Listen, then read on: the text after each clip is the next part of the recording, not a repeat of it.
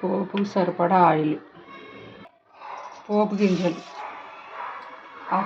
కొంచెం శనగపప్పు, ఈ కప్పు వెల్లుల్లిపాయలు ఇందులో నూనెలో వేయించుకోవాలి.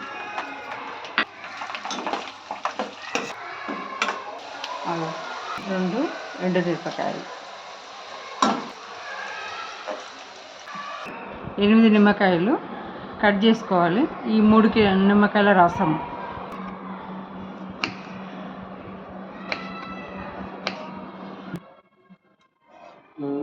ఈ నూనె చల్లగా అయినాక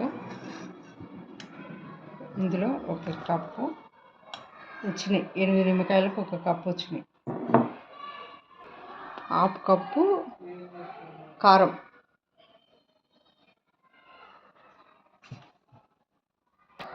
1/2 కప్పు కొంచెం తక్కువ ఇది ఉప్పు వేసుకోవాలి, ఎందుకంటే తక్కువ ఉంటే మళ్ళీ వేసుకోవచ్చు.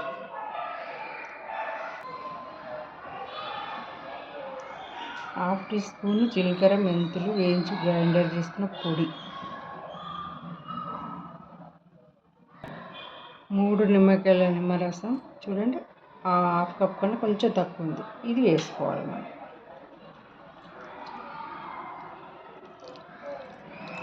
గింజలు లేకుండా వడగట్టుకోండి.